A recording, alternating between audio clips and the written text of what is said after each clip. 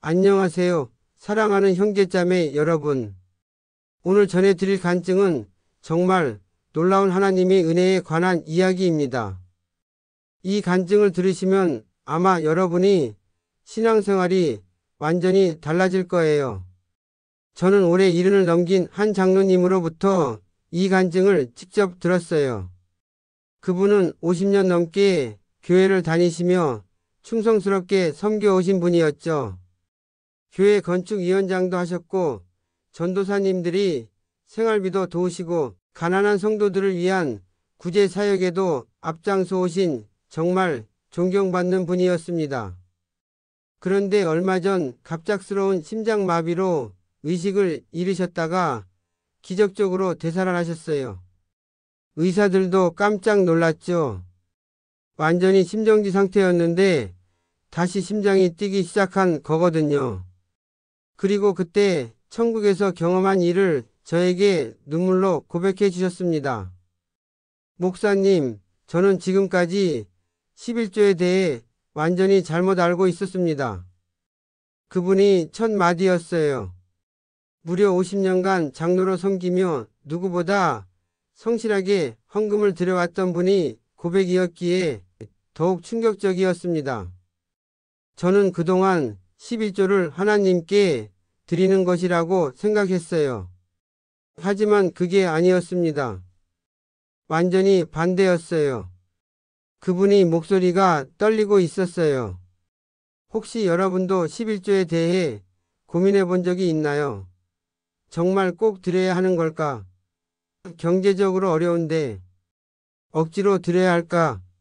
하나님이 정말 우리의 헌금을 원하실까? 11조를 안 드리면 저주받는 걸까? 이런 생각들 말이에요. 실제로 많은 성도들이 이런 고민을 하고 있어요. 특히 요즘 같은 어려운 경제 상황에서는 더욱 그렇죠. 생활비도 부족한데 11조를 꼭 드려야 하는지 아니면 좀 적게 드려도 되는지 이런 갈등 속에서 살고 계시는 분들이 정말 많습니다. 어떤 분들은 11조를 드리다가 경제적 어려움이 생기면 하나님이 자신을 벌주시는 것 같다고 느끼기도 해요. 반대로 어떤 분들은 11조를 드리면 하나님이 복을 주실 거라는 기대감으로 드리시기도 하죠. 위대한 설교자 찰스 스펄전은 이렇게 말했습니다. 기도는 하늘의 전화이다. 그런데 때로는 우리의 헌금도 하늘과 소통하는 또 다른 방법일 수 있다는 걸 그날 깨달았어요. 하지만 그 소통의 방식이 우리가 생각하던 것과는 완전히 달랐던 거죠. 오늘 이 간증은 정말 특별합니다. 단순히 한 개인의 경험담이 아니라 하나님이 직접 보여주신 11조의 참된 의미에 관한 이야기거든요. 이 이야기를 듣고 나면 여러분도 김 장로님처럼 11조에 대한 완전히 새로운 관점을 갖게 되실 거예요. 혹시 지금 헌금 때문에 고민하고 계신 분들이 계시다면 이 간증을 끝까지 들어보세요. 분명히 여러분의 마음에 평안과 자유함이 찾아올 것입니다. 그리고 하나님이 놀라운 사랑을 다시 한번 확인하는 시간이 되시기를 간절히 소망해요. 이분의 이름을 김 장로님이라고 부르겠습니다. 김 장로님은 젊은 시절부터 교회에 충성했던 분이에요. 20살에 예수님을 영접하고 30살에 장로가 되어 지금까지 한결같이 섬겨왔죠. 정말 모범적인 신앙인이었습니다. 특히 11조만큼은 절대 빠뜨린 적이 없었어요. 어려운 시절에도 사업이 망했을 때도 아이들 학비가 부족할 때도 말이에요. 11조는 하나님이 것이다라는 신념으로 살아왔거든요. 심지어 월급이 늦게 나올 때도 먼저 11조부터 따로 떼어놓고 생활비를 계산했습니다. 젊은 시절에는 정말 기쁜 마음으로 드렸어요. 첫 직장에서 월급을 받았을 때, 첫째, 아이가 태어났을 때, 사업이 잘 될 때는 감사한 마음이 넘쳐서 11조뿐 아니라 감사헌금까지 드렸죠. 그때는 정말 하나님께 드릴 수 있다는 것 자체가 기뻤어요. 하지만 최근 몇 년간 상황이 많이 어려워졌습니다. 나이가 들면서 일을 그만두게 되었고 연금도 넉넉하지 않았어요. 부인도 당뇨 합병증으로 병원비가 많이 들어갔죠. 둘째 아들이 사업에 실패해서 도움을 요청할 때도 있었고 큰딸의 남편이 실직하면서 손자들 교육비까지 도와야 하는 상황이 되었어요. 어느 날 저녁 김 장로님은 부엌 테이블에 앉아 가계부를 정리하고 있었습니다. 전기세 6만원, 가스비 5만원, 관리비 12만원, 부인 병원비 20만원, 손자 학원비 30만원. 나가는 돈은 많은데 들어오는 돈은 연금 150만원이 전부였어요. 계산기를 두드려 보니 이번 달도 마이너스였습니다. 그런데 거기에 11조 15만원까지 빼면 정말 생활이 힘들어질 것 같았어요. 여보, 이번 달 11조는 어떻게 할까요? 부인이 조심스럽게 물었습니다. 부인도 같은 고민을 하고 있었던 거죠. 김 장로님이 가슴이 답답해졌어요. 50년간 한 번도 빠뜨린 적 없는 11조인데 이제 와서 안 드릴 수도 없고 그렇다고 드리자니 생활비가 모자랄 것 같았거든요. 그래도 드려야지. 하나님이 것인데. 김 장로님은 말했지만 마음은 전혀 편하지 않았어요. 예전처럼 기쁜 마음이 아니라 무거운 마음이었죠. 다음 주일 예배 시간에 헌금 순서가 되었습니다. 김 장로님은 헌금 봉투에 11조를 넣으면서도 마음이 복잡했어요. 정말 이렇게 억지로 드려야 하는 건가? 하나님이 이런 마음으로 드리는 헌금을 기뻐하실까? 그런 고민이 계속 이어졌습니다. 11조를 드리긴 하지만 기쁨이 없었어요. 오히려 의무감과 부담감만 커져갔죠. 헌금 시간이 되면 가슴이 답답해지고 헌금을 드린 후에도 마음이 시원하지 않았어요. 어떤 날은 이런 생각도 했습니다. 하나님이 정말 우리의 돈을 필요로 하실까? 전능하신 분이 우리의 작은 헌금이 꼭 필요하실까? 하나님이 정말 돈을 원하시는 분일까? 그러면서도 한편으로는 죄책감이 들었어요. 이런 생각을 하는 내가 잘못된 건 아닐까?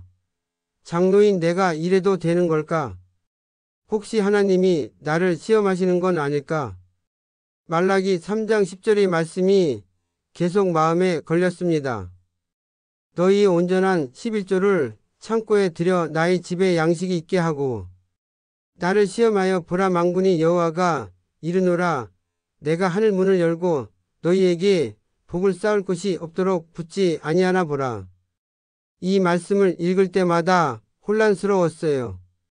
분명히 축복의 약속이 있는 말씀인데 왜 자꾸 부담으로 느껴지는 걸까요? 왜 예전처럼 기쁜 마음이 들지 않는 걸까요? 교회에서 목사님이 11조에 대해 설교하실 때마다 마음이 무거워졌어요. 11조는 신앙의 척도입니다. 11조를 드리지 않으면 하나님께 대한 신뢰가 부족한 것입니다. 이런 말씀들이 귀에 따갑게 들렸거든요. 김 장로님은 밤마다 기도했습니다. 하나님, 11조의 참된 의미를 알려주세요. 제가 뭔가 잘못 이해하고 있는 것 같습니다. 왜 이렇게 마음이 무겁고 부담스러울까요?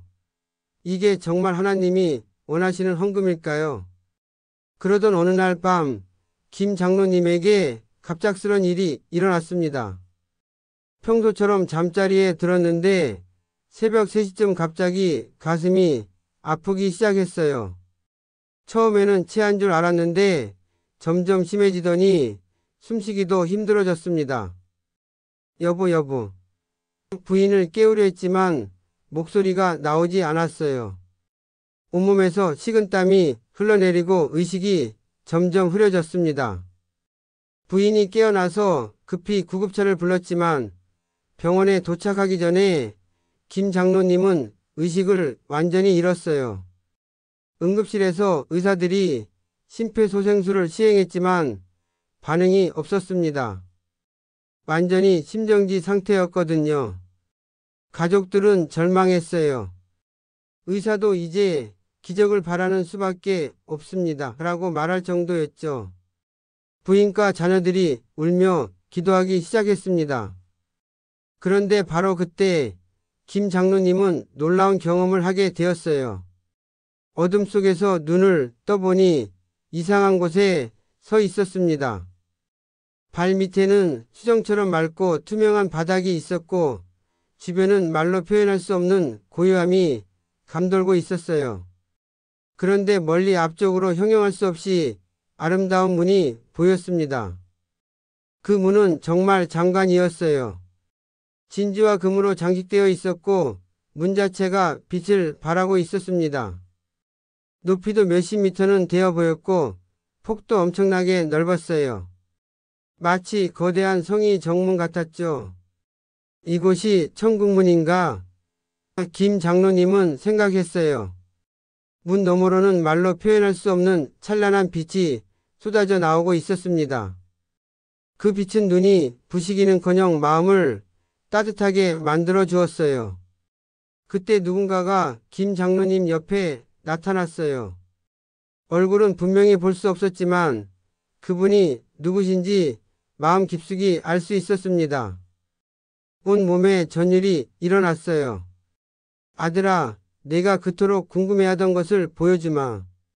그 음성을 듣는 순간 김 장로님은 자연스럽게 무릎을 꿇었습니다. 하나님이 음성이었거든요. 그 음성은 우렁차면서도 부드럽고 위험이 있으면서도 사랑이 넘쳤어요. 감히 제가 이곳에 와도 되는 건가요? 김 장로님이 떨리는 목소리로 물었습니다. 두려워하지 말라. 내가 너를 부른 것이다. 내가 평생 궁금해했던 것을 보여주려고 한다. 그러자 천국문이 서서히 열리기 시작했어요. 문이 열릴 때마다 더욱 찬란한 빛이 쏟아져 나왔고 들려본 적 없는 아름다운 음악 소리가 흘러나왔습니다. 그리고 그 안에서 김 장로님은 놀라운 광경을 보게 되었습니다. 수많은 사람들이 기쁨에 찬 얼굴로 무언가를 나누어 주고 있었어요. 그런데 그들이 나누어 주는 것은 돈이 아니었습니다. 사랑이었어요. 기쁨이었고 소망이었고 평안이었습니다. 그것들이 마치 실체처럼 보였어요. 한 사람이 다른 사람에게 사랑을 나누어 주면 받는 사람의 얼굴이 환하게 빛났어요. 또 다른 사람이 기쁨을 나누어 주면 주변 사람들이 모두 웃음꽃을 피웠죠. 그리고 놀라운 것은 나누어 줄수록 주는 사람에게 더 많은 것이 채워진다는 거였어요. 보아라 아들아, 이것이 진정한 헌금의 모습이다. 하나님의 음성이 다시 들려왔어요.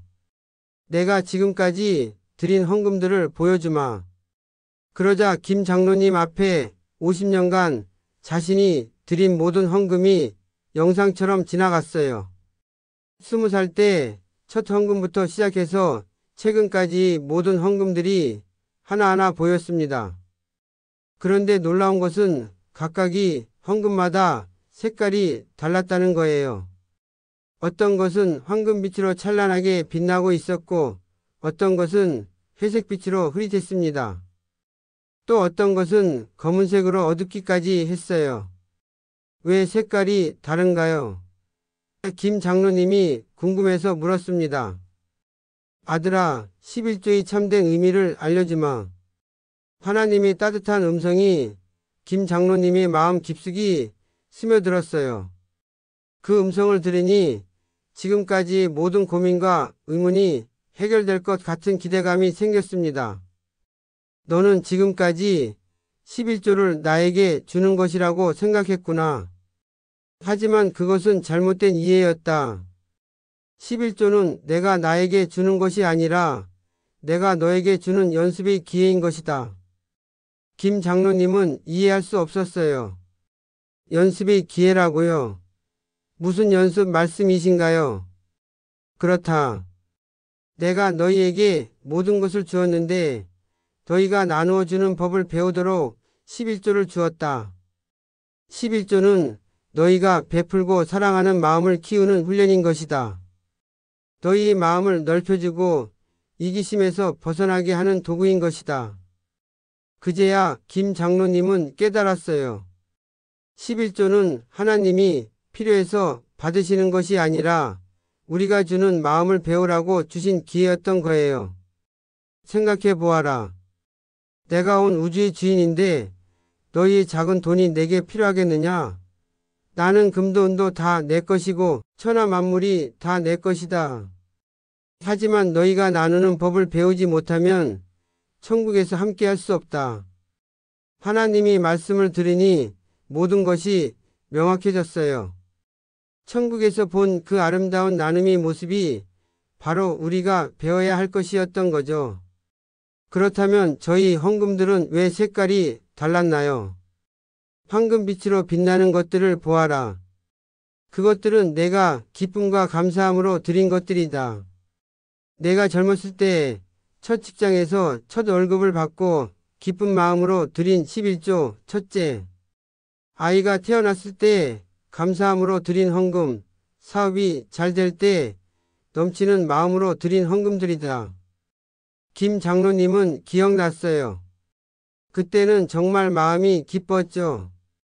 하나님께 감사해서 드리고 싶은 마음이 넘쳤었거든요. 헌금을 드릴 때마다 가슴이 뛰고 눈물이 날 정도로 감사했었어요.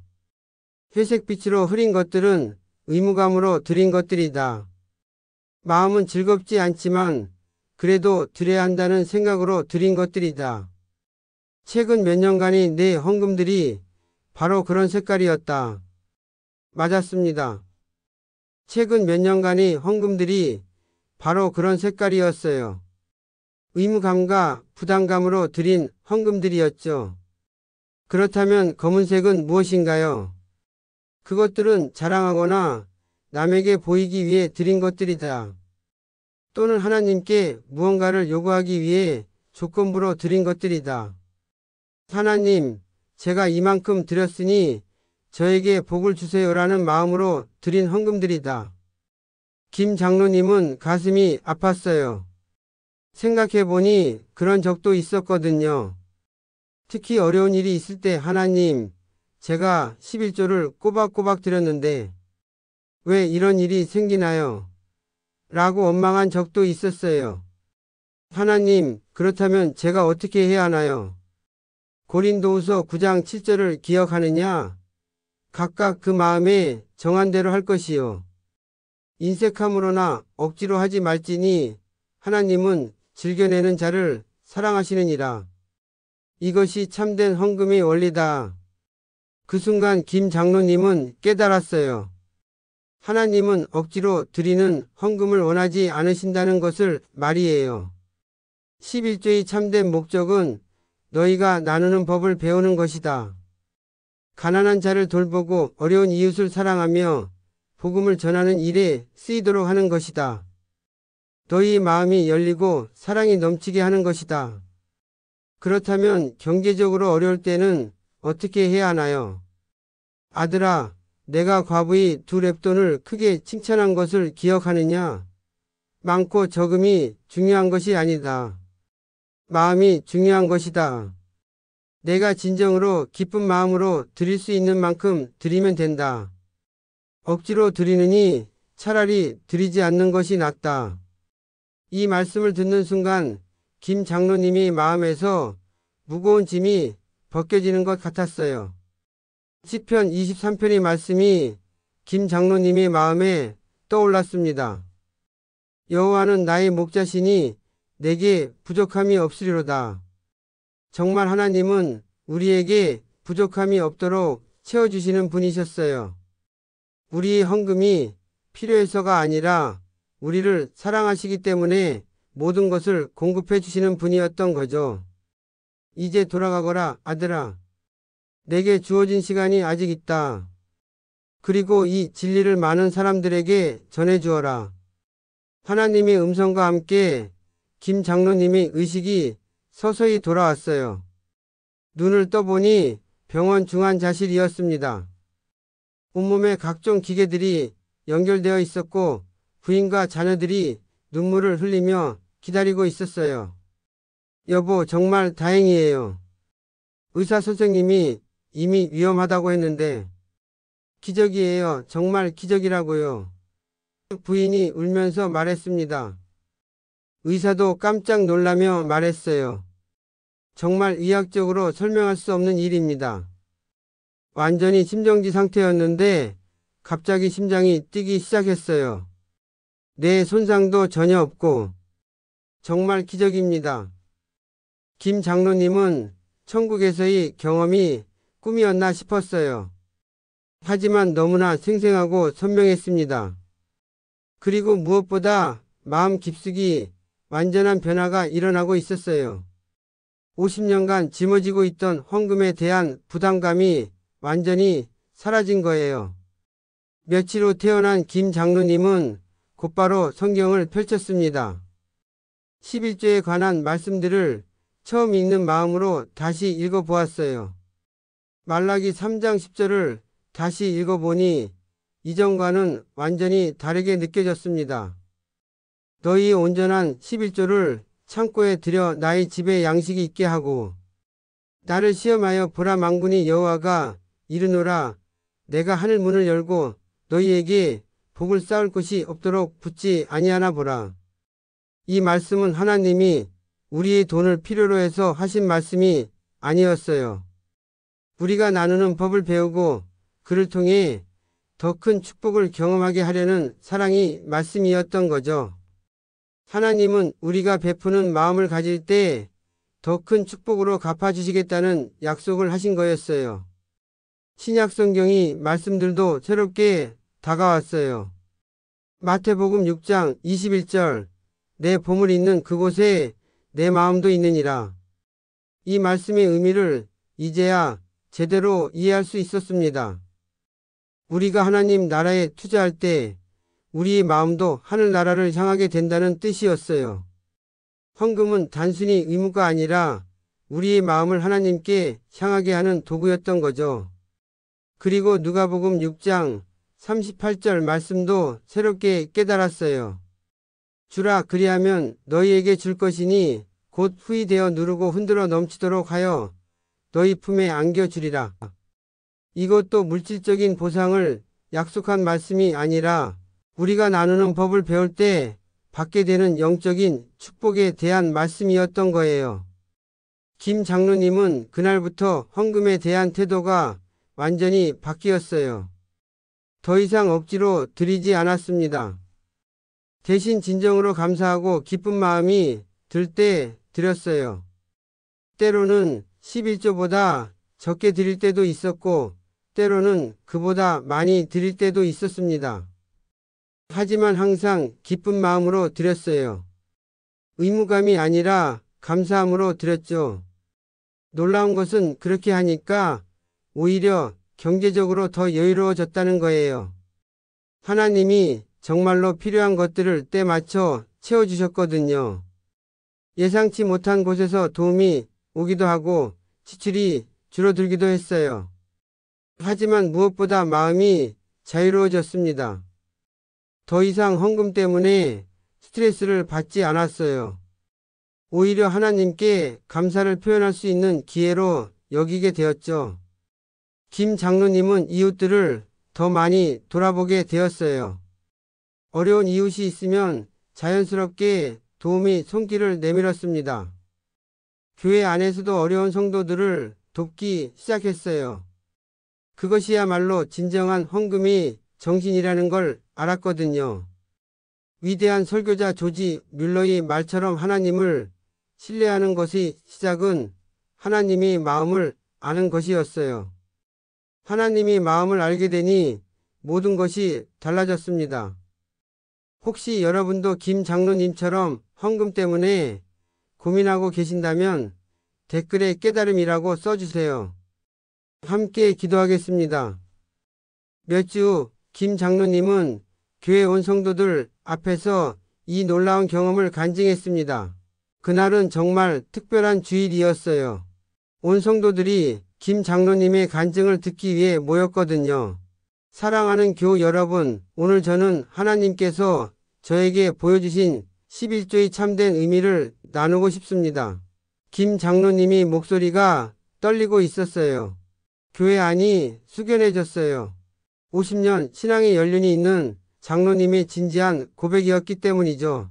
모든 성도들이 숨을 죽이고 귀를 기울였습니다.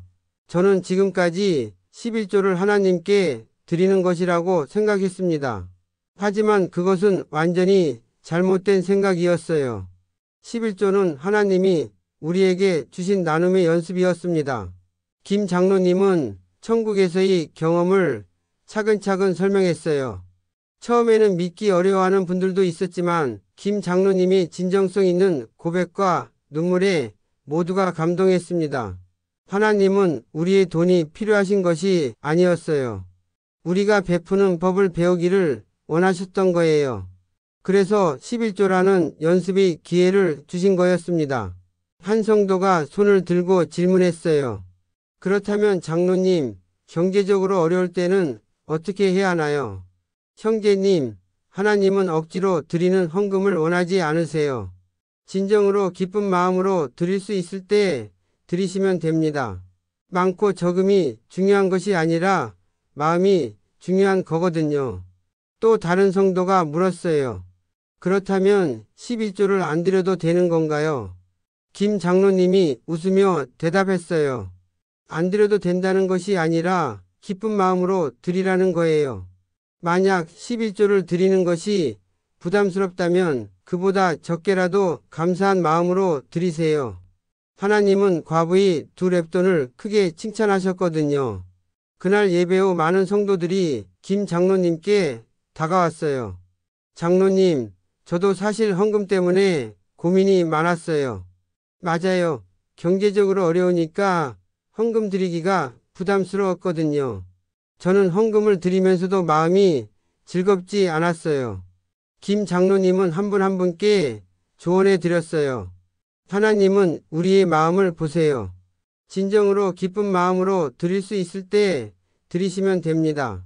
억지로 드리느니 차라리 그 돈으로 어려운 이웃을 도우시는 것이 더 하나님께 기쁨이 될 거예요. 그 후 교회 분위기가 많이 달라졌어요. 성도들이 더 이상 헌금을 부담스러워하지 않았습니다. 대신 진정한 감사와 기쁨으로 드리게 되었죠. 더 놀라운 것은 전체적인 헌금 총액이 오히려 늘어났다는 거예요. 사람들이 억지로 드리는 것이 아니라 기쁨으로 드리니까 더 많이 드리게 된 거죠. 그리고 무엇보다 성도들의 얼굴이 밝아졌어요. 교회의 구제 사역도 활발해졌습니다. 성도들이 헌금의 참된 의미를 깨닫고 나니 어려운 이웃들을 더 많이 돌아보게 되었거든요. 교회 안에서도 서로 돕고 나누는 문화가 생겼어요. 김 장로님은 그 후에도 계속해서 성도들에게 이런 말씀을 전했어요. 사랑하는 성도 여러분, 로마서 8장 28절 말씀을 기억하십시오. 우리가 알거니와 하나님을 사랑하는 자, 곧 그의 뜻대로 부르심을 입은 자들에게는 모든 것이 합력하여 선을 이루느니라. 하나님은 우리의 모든 것을 선으로 이끄시는 분입니다. 헌금도 마찬가지예요. 그리고 시편 23편을 인용하며 이렇게 말했습니다. 여호와는 나의 목자시니 내게 부족함이 없으리로다. 그분이 우리의 목자이신데 무엇이 부족하겠어요? 우리는 그저 감사하는 마음으로 나누면 됩니다. 목사님도 설교에서 김 장로님이 간증을 언급하며 말씀하셨어요. 하나님은 우리의 돈이 필요한 것이 아닙니다. 우리가 사랑을 배우기를 원하세요. 11조는 그 사랑을 연습하는 기회인 것입니다. 그 후로 교회에서는 헌금에 대한 새로운 가르침이 시작되었어요. 의무나 율법이 아니라 사랑과 감사의 표현으로서의 헌금에 대해 가르치기 시작한 거죠. 사랑하는 형제자매 여러분, 김 장로님이 간증을 들으시면서 어떤 마음이 드셨나요? 혹시 지금까지 헌금 때문에 마음이 무겁고 부담스러웠던 분들이 계셨다면 이제 그 짐을 내려놓으셔도 됩니다.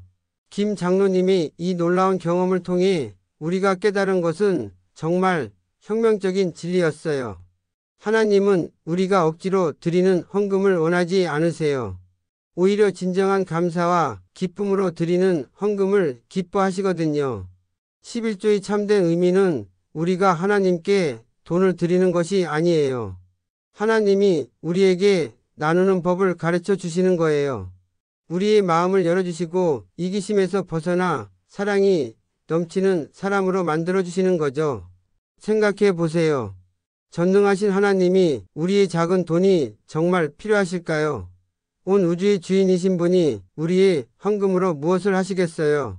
하나님은 우리의 돈이 아니라 우리의 마음을 원하세요. 경제적으로 어려운 상황에 있는 분들도 걱정하지 마세요. 하나님은 과부의 2렙돈을 크게 칭찬하셨어요. 많고 적음이 중요한 것이 아니라 마음이 중요한 거거든요. 억지로 드리느니 차라리 그 돈으로 어려운 이웃을 도우시는 것이 하나님께 더 기쁨이 될 거예요. 고린도후서 9장 7절 말씀처럼 각각 그 마음에 정한 대로 할 것이요. 인색함으로나 억지로 하지 말지니 하나님은 즐겨내는 자를 사랑하시느니라. 이것이 하나님의 마음이에요. 즐겨내는 자, 기쁜 마음으로 드리는 자를 사랑하신다고 하셨거든요. 혹시 이 간증을 들으시면서 새로운 깨달음을 얻으셨다면 댓글에 아멘 감사합니다 라고 써주세요. 그리고 비슷한 고민을 하고 계신 분들이 있으시다면 아멘 저도 그랬어요 라고 나누어 주세요.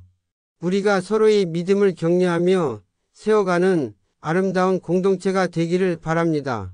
또한 지금까지 헌금 때문에 마음에 부담을 가지고 계셨던 분들이 있으시다면 아멘 자유라고 고백해 주세요. 오늘 이 간증을 통해 그 모든 부담에서 자유롭게 되시기를 바랍니다.